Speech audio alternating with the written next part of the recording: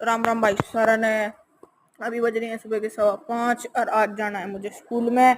और अभी मैं जा रहा हूँ बब्बा जी के पास घेर में, मम्मी को लेकर जाऊंगा आज स्कूल में और फिर हम जाएंगे रेलवे स्टेशन पर घूमने। तो अभी मैं बब्बा जी के पास बैठा हूँ, लाओ वीडियो वीडियो बनवाओ। ये था रेलवे स्टेशन और फिर हम आगे स्कूल में, मैडम का इंतजार चल रहा था। फिर मैं जा रहा हूँ ट्यूशन। तो अब मैं ट्यूशन के लिए तैयार हो गया और अब मैं आऊँगा 7:30 बजे तक। फिर हम आलिया नहा धो लिया क्योंकि गाइस नहर का रास्ता खराब रह गया है तो छींट वीट लग जाएगा। बरसात का मौसम चल ही रहा है, इसी वजह से आके मैं नहाया। रात को के साथ ठंडा मौसम है। फिर मैंने सुना डायलॉग कि सब कुछ भी नहीं मिलता है जिंदगी में, कुछ चीजें मुस्कुरा कर छोड़ देनी चाहिए। और अब मैं खाऊंगा रोटी। आज बनी हमारा आलू की रोटी, मैंने पराठे नहीं खाता मैं। तो फिर अब मैंने मंगवाया ब्लिंकिट से ऑर्डर कुछ घर का सामान और आइसक्रीम। कभी मेरी आइसक्रीम ले ले, मैं आइसक्रीम उठा कर बन गया।